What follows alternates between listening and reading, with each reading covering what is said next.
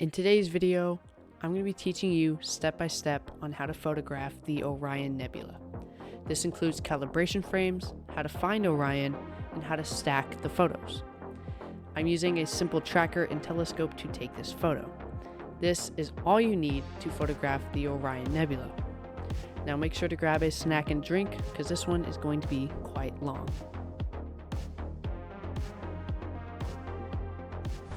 Hey guys, welcome back to another video, and today I'm going to be teaching you how to take a photo of the Orion Nebula. Now this nebula is the brightest nebula in the night sky, and you can see it with your naked eye.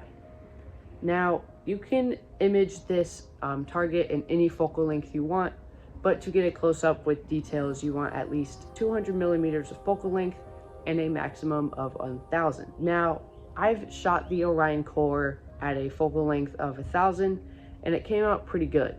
I'm going to be using 400 millimeters this time just because it frames it nice in the final image. The telescope that I chose today was my Skywatcher Evolux 62ED. This thing packs 400 millimeter focal length at a aperture of 62 millimeters. Now on that telescope I have my Nikon D400 with my UHC filter. The mount that I'm going to be using for today's video is my Skywatcher Star Adventure 2i. Now on that I have a pretty hefty counterweight. I will show you that in a second. It's very hefty. That small one did not counterweight this big telescope well, so I just slapped on my old counterweight. So it's going to be a little bit before I can shoot. As you can see, it is just before sunset, and Orion should rise maybe 7 p.m. I can also move to the other side of the yard to get past that tree, but I would like to image here. Okay, enough talk.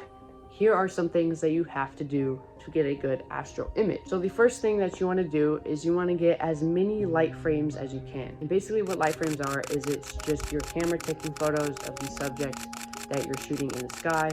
And the more photons of light you take in, the better the output image is to signal to noise ratio. Now, signal to noise ratio is a very, very big thing in astrophotography. In the summer, if you don't have a cooled astro camera, your signal to noise ratio will be very high noise to very low signal. Now, this just is because your sensor heats up in the hot weather and it brings out more hot pixels. So the calibration frames that you want to use for your astro images are flats, darks, and bias frames. Now these all correct vignetting for flat frames. Biases and dark frames remove all noise that come out of your camera of just being hot or cold. Now there's hot and cold pixels. Cold is blue, hot is red. Darks and biases really just remove that from your images and makes it look a lot cleaner. Now my camera does not have a very good signal to noise ratio. I'm saving up for an astro camera, and by June I should be able to get one that's a ZWO, and it should be a fairly good camera. I've done some research on it and it's about $300. If I keep saving up every month, I should be able to get it in June. Now I will do a video on how to set that up when I get it. Okay, enough talk. I'm going to see you in about an hour. But wait, before I go, I just want to mention a few things. During the winter, it does get very cold and your hands do get a little chilly. I went on Amazon and I picked up these hand warmers. They clip together. These little hand warmers, they are a need for winter astrophotography. They keep your hands warm and you can stuff them in your pocket and let your pockets warm up while you're working on your telescope. Now, second thing, UV IR cut filters. Now, my camera has a UV IR cut filter just because that's what all DSLRs and mirrorless cameras have. Dedicated astronomy cameras like ZWO and all those other ones do not have a UV IR cut filter. Now this is what it looks like. It is just a piece of glass that sits in front of the sensor and just blocks all of the UV light that comes in from the sun. Now if I put this over my camera, you can see everything turns very blue, and blue is the opposite of red, obviously. Infrared light is red, and without a infrared filter, everything looks very red in your photograph. Now I'll put a few examples on the screen over here, and yeah, that's all I wanted to say before I go. Now I'll actually see you in an hour.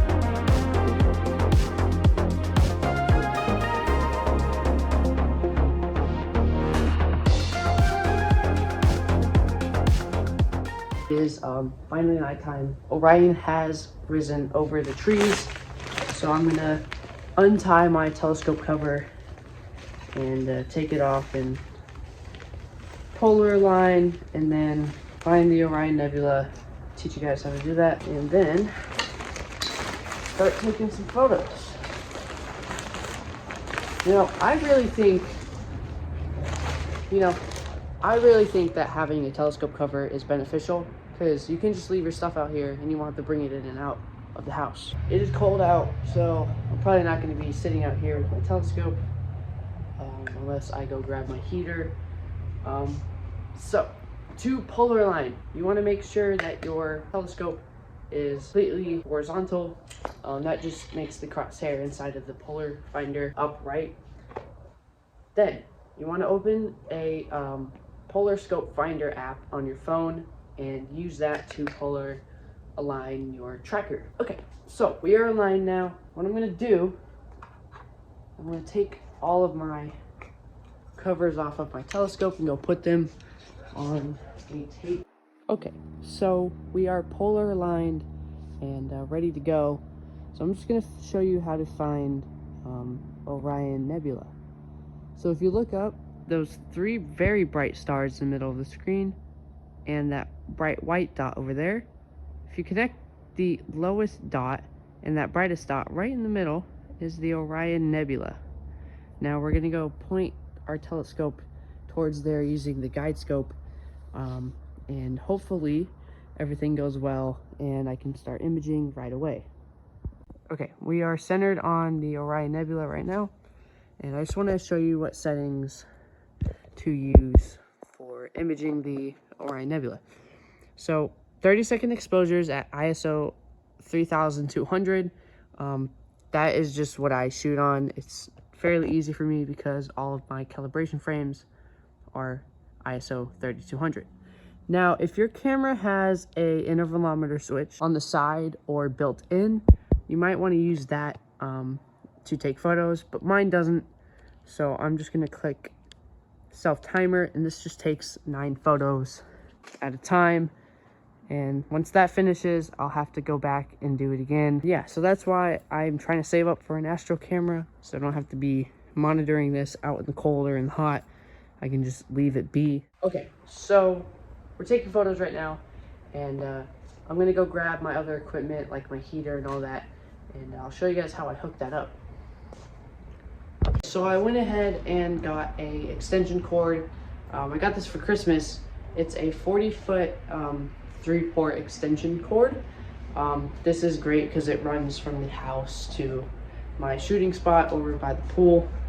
And so far it's done great on its job. No like failures and all that.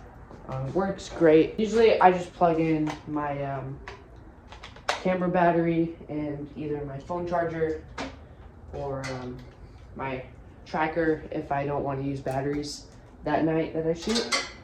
But yeah, so it's a very good purchase. I recommend getting a extension cord if you're usually outside a lot shooting. It's not too expensive and it's actually very reliable. As you can see, my camera is charging, or my camera battery is charging, which is pretty cool. So yeah. Okay, so it is the next day and I have all of my photos done. We're going to take our calibration frames now. What those are flat frames, bias frames, and dark frames. So to take dark frames, you want to put your lens cap back on your telescope and just take 50 photos with this lens cap on. Now you want to keep the shutter speed and ISO the same. Last night I shot at 30-second sub exposures at ISO 3200, so I'm going to keep those settings and just take 50 photos with the lens cap on. For bias frames, you want to keep your ISO the same, but you want to shoot at the fastest your camera can go. My camera shoots at a 4,000th of a second, which is the fastest it can do, and I'm just going to take 50 of those photos. Now for flat frames, it gets a little complicated. There's a few ways to do it. The easiest way for me is first you want to just get an old white t-shirt, take the lens cap off, and put the cloth over the telescope. Now you want to take like a rubber band or something. I have a hair tie here, and you just want to make sure that this surface is smooth. You don't want any bumps or anything weird, so make sure that is smooth. Now, you can use a phone or a tablet. I have an LED panel right here, and this is what I'm going to use. So I'm going to turn it on, and I'm going to turn it up all the way, and I'm going to flip my telescope.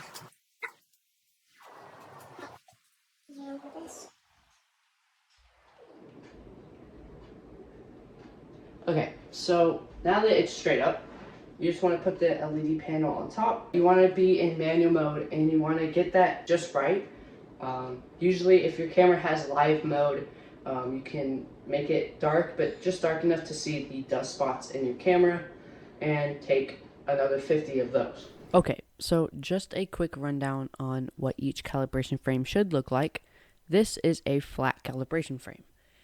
As you can see, there are dust spots and vignetting in this photo. These are supposed to be here. Please do not try to remove these in Photoshop. These help DeepSkyStacker calibrate your flat frames and makes all of those dust spots and vignetting disappear. Okay, so dark frames. As you can see, there is absolutely nothing on screen, but I will assure you there is an image there. But once we brighten the image, you can see all of this sensor readout noise. Now this just comes from the sensor and the ISO. Sensors are not perfect. They will never be perfectly clear of sensor readout noise, which is not a very big problem because we have calibration frames such as this in astrophotography. Okay, so bias frames are basically the same thing as dark frames. Can't really see anything, but once we switch the image to a brighter version of it, you can still see a lot of sensor readout noise. Now this is normal, do not be afraid. DeepSkyStacker will remove all of this noise and make your photo look a little bit better. So we have DeepSkyStacker open, and under the registering and stacking portion of DeepSkyStacker, I'm going to click Open Picture Files. Now as you can see, our photos from the other night, the Orion Nebula, are right here, and I'm just going to select all of them and just click Open. Now, the next thing that you want to do is click Dark Files and select all of those. The same thing with Flat Files. Click and select all of them. And Offset/Bias Files, you want to do the same thing. Click, select all of them, and click Open. Now, after you do that, you want to click Check All. This just shows us all of the frames that we have. We have 169 light frames, 54 dark frames, 25 flat frames, and 50 offset bias frames. Now, we're going to click Register Stacked Pictures. And you want to go to Advanced, and under Star Detection Threshold, you want to compute the number of detected stars. You want at least more than 100, but less than 1,000, because if you take 1,000 stars, that will take forever and ever to stack. So I'm just going to click 3%. That gives me 148 stars. That's great. I like that. So I'm just going to click OK. Now after that, you can see that on stacking step 1, it shows us our total exposure time of photos, which is 1 hour, 24 minutes, and 30 seconds. Now under here, it gives you all of these different things. Just ignore these. Click recommended settings, and you want to make sure that all these stuff that you like is on. So if I wanted a super pixel mode, I would just click use super pixel mode, but I don't want to do that. I'm going to use bilinear debarring. And once you do that and everything looks great, click OK. Stacking settings. You want to leave everything the same, but if you want 2x drizzle and 3x drizzle, you can enable those in here. Just click OK, and then click OK again. Now it is starting to stack, so I'm going to let this finish, and I will be back in a second. Okay, so here we have the final image in Photoshop. Now, the first thing that we're going to do is we're going to click Control L. This opens the level slider, and the first thing that you want to do is you want to grab this first little pinpoint thing and drag it just before the data spike. And then in the middle, this middle slider, you want to drag it towards this data spike. Click OK. And we're going to do this one more time. Click Control L. Drag this towards the data spike, but don't do it too much because then all that data is clipped and we can't get that back. So just before, and then this one just before. Now, the next thing that you want to do is go to these little eyedroppers, click the middle one, and click the background. This just colorizes the background and makes it a little bit cleaner and less orangey than before. So, next thing that you want to do is you want to click Control M. This opens the levels slider, and all you want to do is the front of this data spike, you want to drag it up just a little bit. You don't want to do it too much because then that overexposes the image, but just enough to get that little faint nebula. Click OK, and as you can see, everything is very bright. So we're going to click Control L again and drag this just before. Now, as you can see, we've brought out lots of data, but there is still a lot of things to correct. So we're going to go to Filter, Camera Raw Filter. So the next thing that you're going to do is you're just going to play with the exposure, contrast, highlights, shadows, whites, and blacks, and just get the image to your liking. Now, don't make it look very dark like this, but try to make it look a little bit better, the best you can.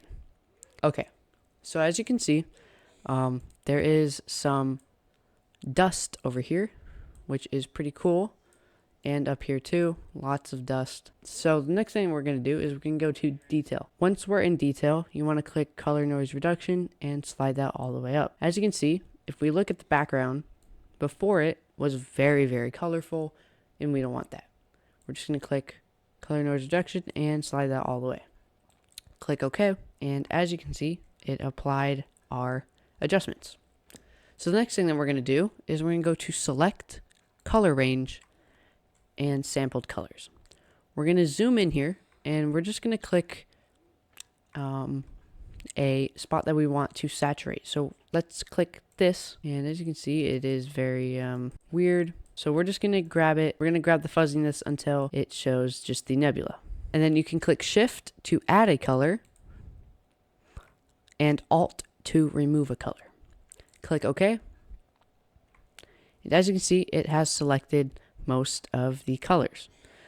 But we're going to go to this lasso tool up here, and we're going to right click and click Select and Mask. All right. As you can see, some stars were selected, but that's okay. We're just going to click Radius a little bit up, Smooth, and Feather. Okay, once we do this, we're going to go to Image, Adjustments, Vibrance. And we're just going to play with these sliders just a little bit. As you can see, it does apply to our image. So we're just going to select and do this and that. And we should get a pretty good image. Now, as you can see, it is very colorful, and we want that. The Orion Nebula does have a lot of colors. And I'm going to edit this off camera and make it a little bit better